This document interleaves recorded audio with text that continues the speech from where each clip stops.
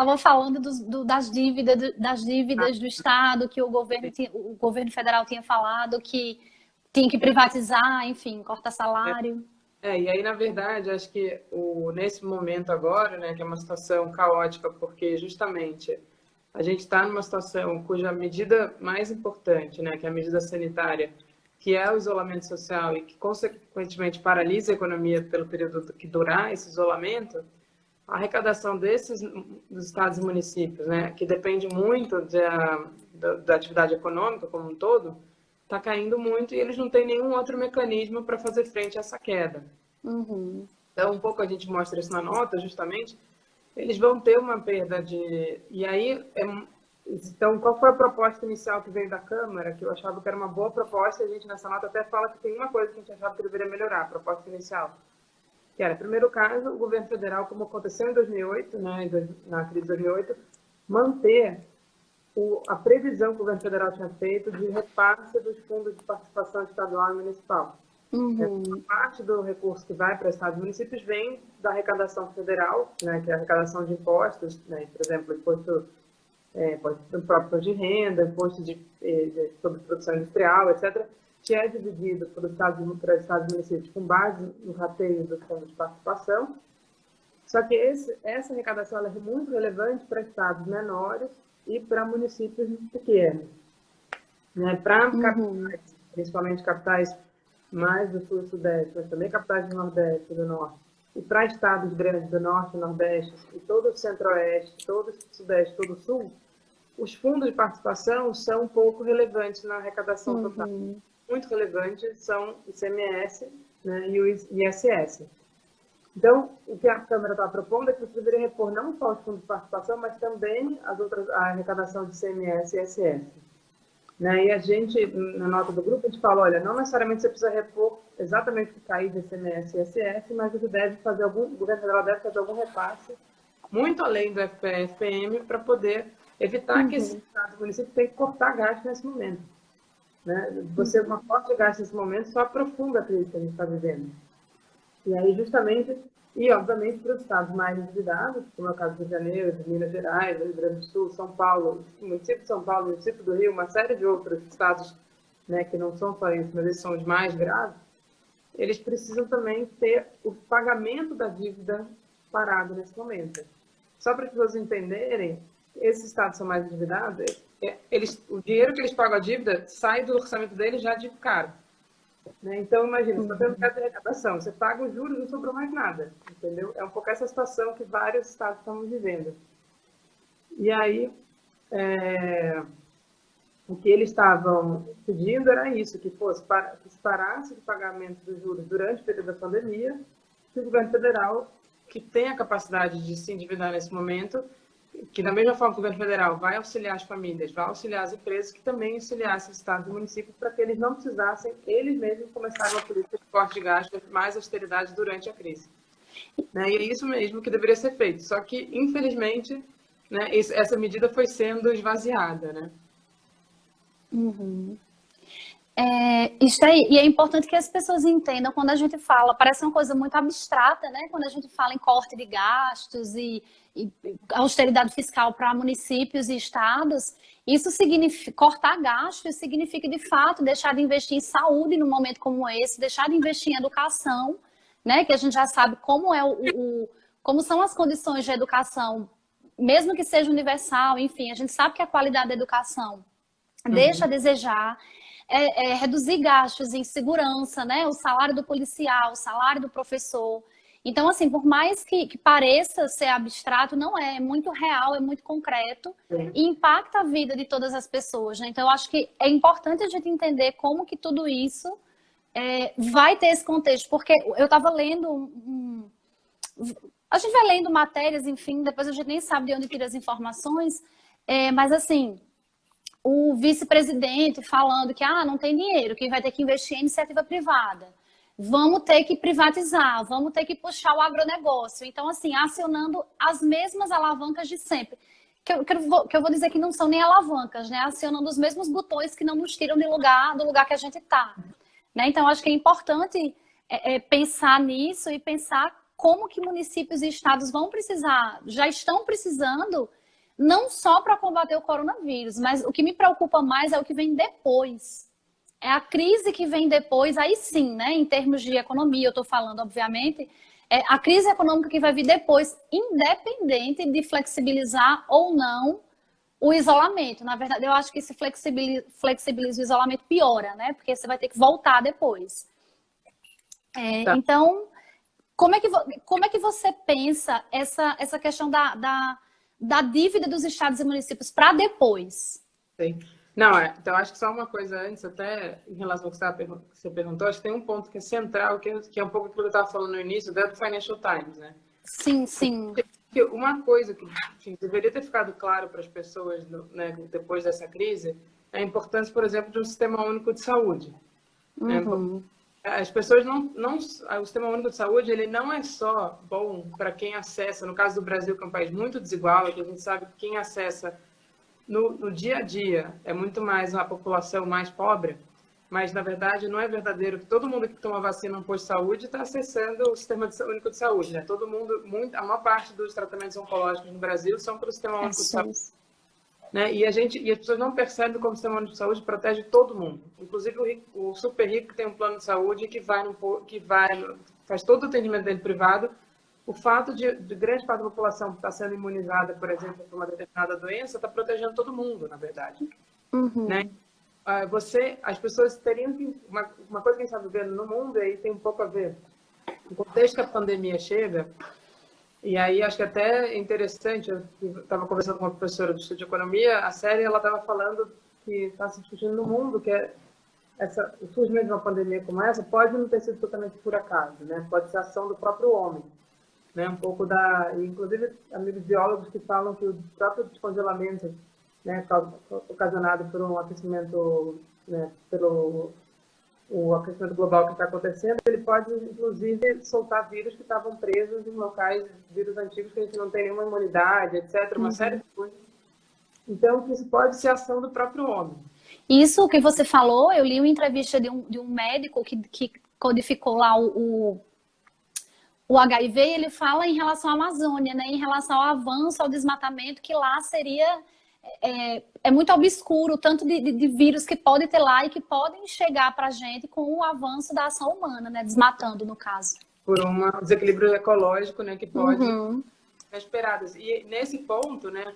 A gente vinha então com essa questão da maneira como o mundo está sendo, da questão toda climática que está sendo discutida, a gente vinha, por outro lado, com um aumento da desigualdade no mundo, que é um pouco isso que eu estava falando ontem, né? Que mostra quanto, no Brasil, a gente, infelizmente, se a gente olhar em São Paulo, por exemplo, a taxa, a possibilidade de morrer pela Covid-19 é 10 vezes maior na periferia e nos bairros mais pobres do que nos bairros mais ricos de São Paulo.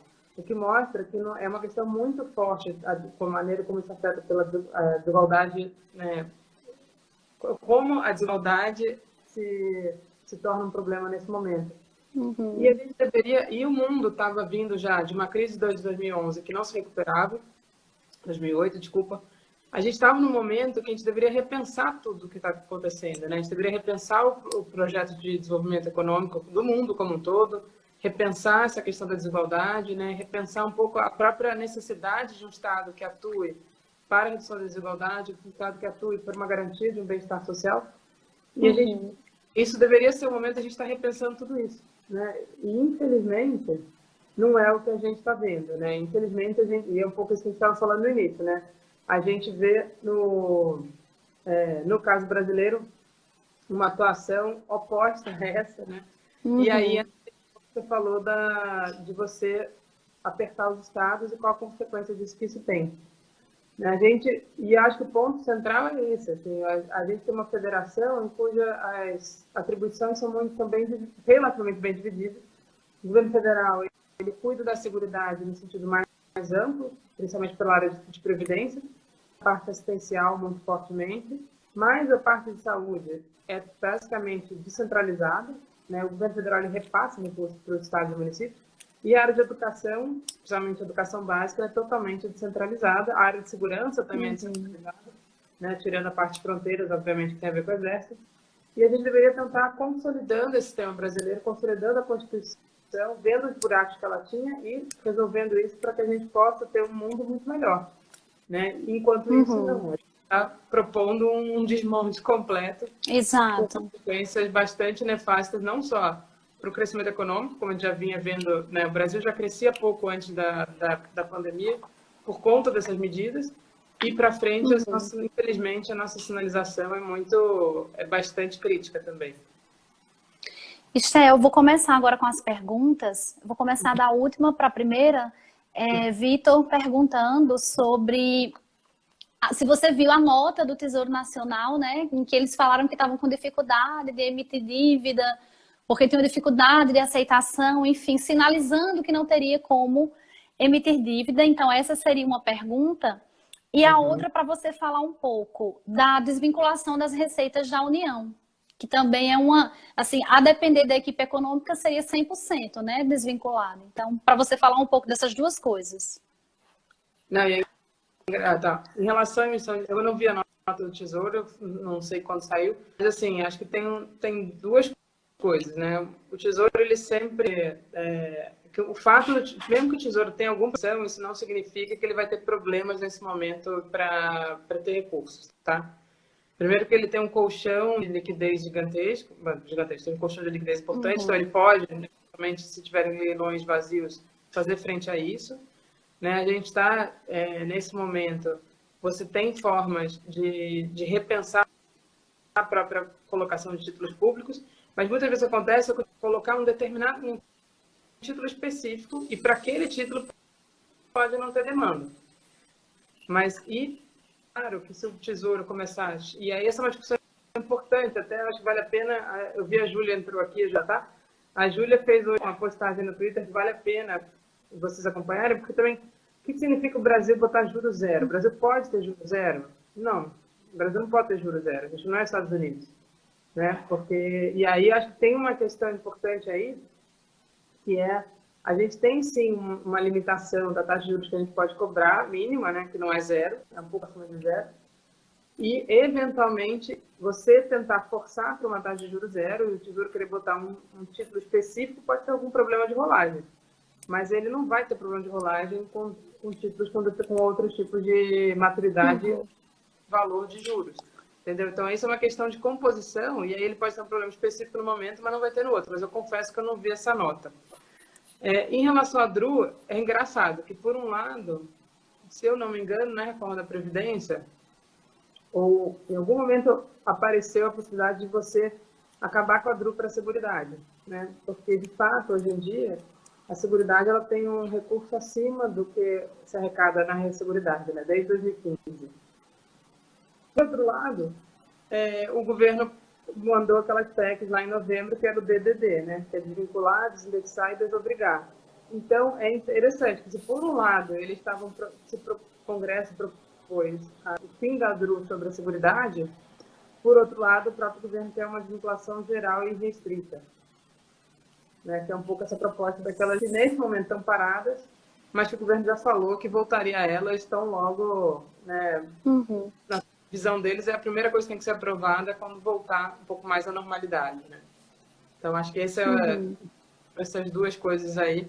Mas acho que vale a pena até a Júlia, é uma pessoa que pode chamar, vale a pena, e dar uma olhada nessa postagem. Vou até divulgar já.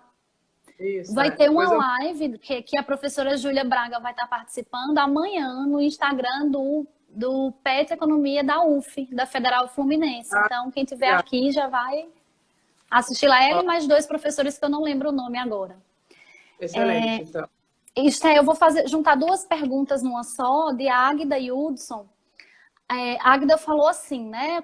Para você comentar sobre a manutenção da ingerência no meio dessa crise política e como essa ingerência pode aprofundar a crise.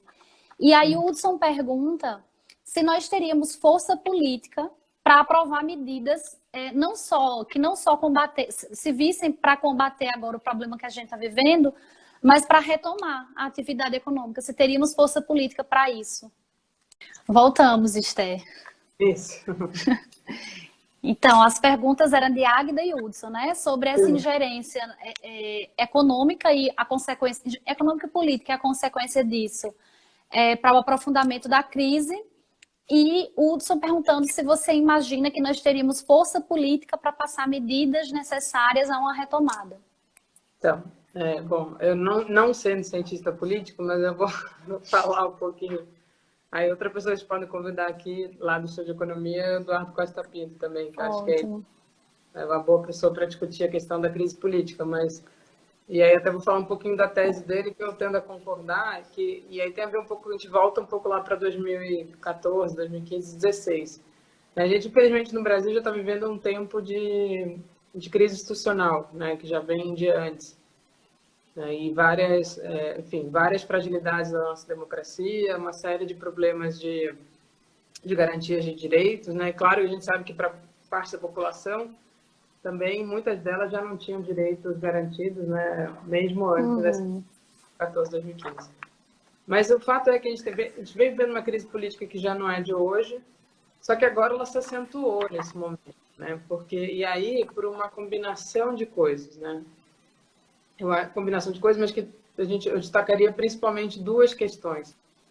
A gente tem no governo federal essa combinação que é, por um lado, o presidente cujo grande objetivo dele é gerar o caos, né? E a gente percebe um pouco, enfim, né? Todo domingo agora vira domingo de manifestação, numa situação, o atual ministro da Saúde não era o Mandetta, mas é o novo ministro, ele fala que não é o momento de se defender, etc. Mas esse é só um dos exemplos do caos que a gente está vivendo e um pouco provocado pelo próprio governo federal, né? E que se soma a um pouco essa área econômica que está ali um pouco com esse projeto de desmonte do Estado de Bem-Estar Social brasileiro, né? E o que a gente está vivendo, no fundo, é um pouco isso, o governo federal meio contra os estados e municípios, né? Essa discussão que a gente falou dos auxílios virou uma coisa puramente barganha com os estados, e não uma coisa organizada, como aconteceu, por exemplo, na Itália. Na Itália, as regiões da Itália rapidamente foram organizadas, eles conseguiram, mesmo com todo o caos que aconteceu na região rica, que aquilo não se espalhasse para o resto da Itália na mesma intensidade, né? Foi uma coisa muito rápida de coordenação de todas as regiões. E aqui a gente está vendo o governo federal brigando com os estados, a todos os momentos, faz questão de dizer que ele é contra as medidas que os estados e municípios estão colocando. Tanto que está caminhando para uma situação de esgotamento do sistema de saúde que vai exigir de municípios e estados novas medidas mais fortes, né, como já está acontecendo em alguns lugares, sem o apoio federal, o que tende a ser bastante caótico. Então, e aí você diz, essa crise política que vem já de um processo e que internamente no governo começa a se implodir, né, com as demissões de ministros, com acusações, com depoimentos.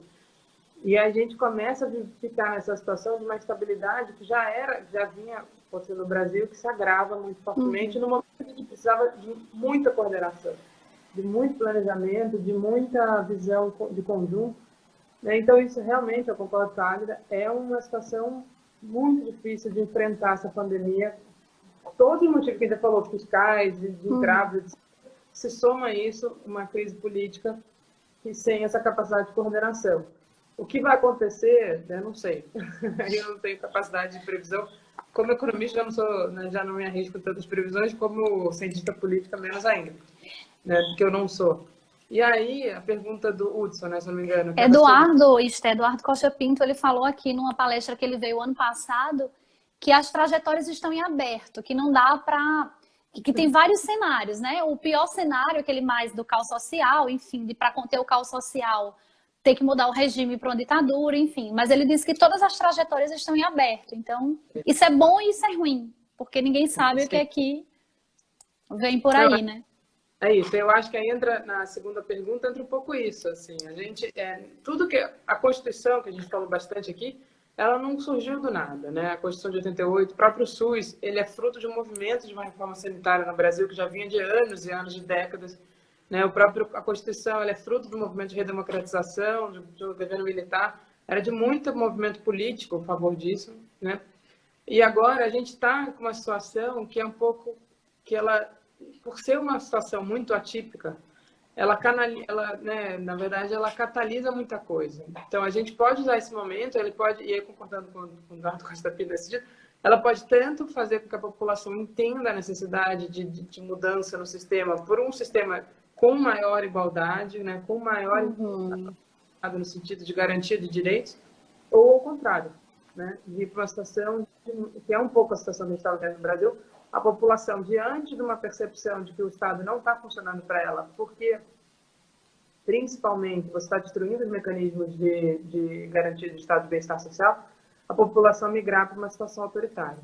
Né? Então, eu acho que a gente realmente está numa situação em aberto e cabe um pouco a cada um, né, que tem uma visão mais progressista, uma visão que deveria, o que seria ideal, era um pouco na linha do, e aí repito, do Financial Times, não é do Comitê Central de um partido comunista, né? É do Financial Times.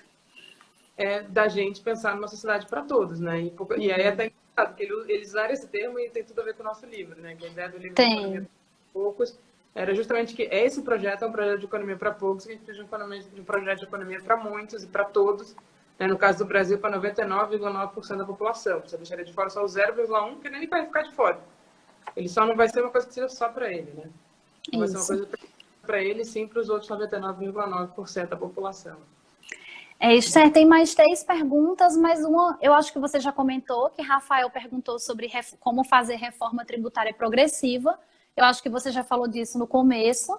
Então, eu vou fazer a pergunta de Alice. Ela perguntando se você acha que o Estado teria capacidade de financiar mais de R$600 o auxílio. Se poderia ser mais, se o Estado teria capacidade de financiar. E uma pergunta é de Amanda Renali. É uma pergunta bem elaborada essa. Ela perguntou o seguinte: passada a pandemia, como calibrar a cobrança do endividamento dos entes federativos em relação ao Estado nacional, que está compensando perdas de receita e absorvendo dívidas, de modo que estados não sejam forçados a fazer ajustes fiscais brutos, né, que comprometam a capacidade de prestar serviço público e que podem afetar a demanda agregada, e também de modo que os estados não façam dessa ajuda federal, que deve ser temporária, um mecanismo permanente de financiamento. Tá. Então, vamos lá. Acho que a primeira pergunta de R$600, sim, poderia ser mais. E eu acho, na verdade, em relação aos R$600, que para uma chega a 1.200, ele poderia ser um pouco maior, mas eu acho que o mais grave, além desse valor, é o que o governo federal propôs para os trabalhadores formais também. Né? Porque no caso dos trabalhadores formais, o governo federal fez uma muito ruim porque ela combina 2 coisas. Na verdade, ela permite que a empresa decida quem ela vai manter e quem ela não vai manter, então, portanto, ela permite que tenha demissão. E essa pessoa demitida pode nem acessar os R$600, porque ela pode ficar numa situação que ela tinha renda superior o benefício. E, por outro lado, ela também fala o seguinte: olha, você corta o seu trabalhador e a gente vai compensar uma proporção do seguro-desemprego. Sendo que o seguro-desemprego ele tem um teto máximo de R$1.800 e esse teto máximo, nem todos os trabalhadores vão acessar ele. Então, não só os R$600 deveriam ser maior, mas principalmente deveria ser maior também o auxílio para os trabalhadores formais, né, no sentido de compensar muito mais a perda que eles vão ter com a pandemia nesse momento, de forma que não gere uma demissão em massa e também não gere uma redução de renda gigantesca na população, que não só agrava a desigualdade, mas também agrava o quadro econômico. Né? Então, nesse caso, sim, seria... Eu não lembro qual foi o país, mas foi um dos nórdicos em que essa negociação dos salários dos trabalhadores formais, o Estado chegava a auxiliar com 75% do valor do salário, né? Claro que tem um teto, enfim, mas a perda é bem menor, né? Pronto, então ficou faltando a pergunta da Amanda, né? Dessa questão de como é que calibra a cobrança da dívida dos... Não, perfeito. Viu, Amanda? Isso já era uma discussão anterior. Eu acho que isso a gente já deveria... Na verdade, assim, só para vocês entenderem como eu estava falando, você teve uma negociação de 97, tá? Naquele momento, o governo federal federalizou todas as dívidas. Depois, você fez uma nova negociação em 2014. Essa renegociação de 2014 foi muito importante porque, na verdade, a negociação de 97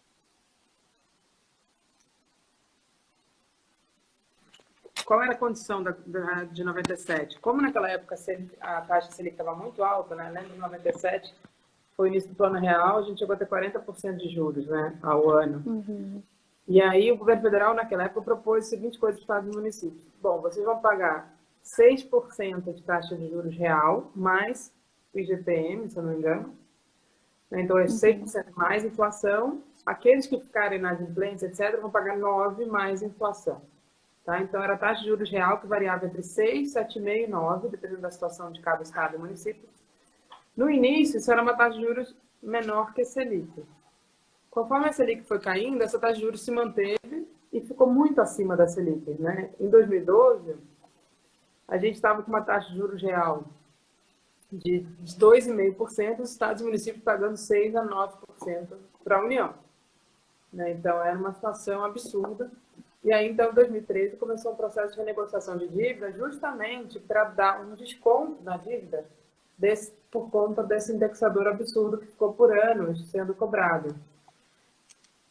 E aí, o que o governo fez naquele momento? Então, o governo propôs um abatimento da dívida e uma mudança no indexador e no fator de correção real, né? Então, basicamente, mudou para a Selic, o que passa a ser, então, a mesma taxa que o governo federal cobra das pessoas, ele passou a cobrar também enfim, mesmo das juros que o governo federal paga, ele passou a cobrar dos estados e municípios, né? Então, portanto, para ficar com a mesma taxa de juros.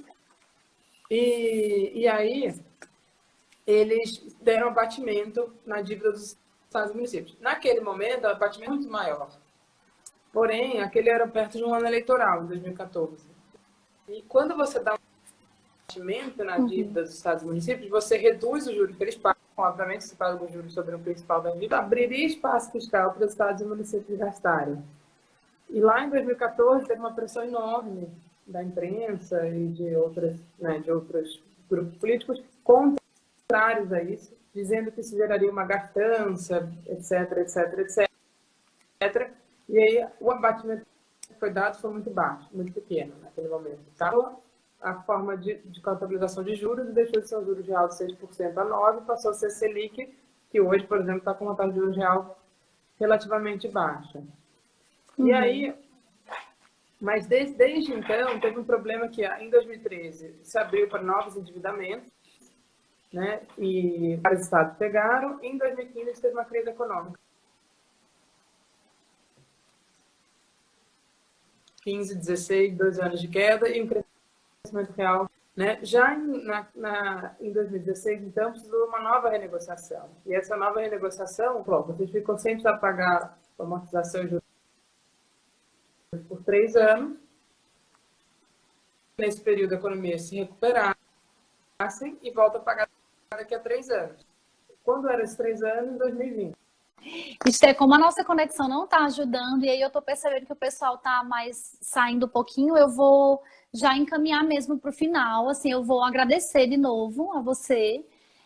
A discussão foi ótima, infelizmente foi picada, assim, cortada, mas não tem problema, a gente resolve isso. E pedir para você fazer suas considerações finais, concluir seu raciocínio, né, e fazer as considerações finais. Tá bom.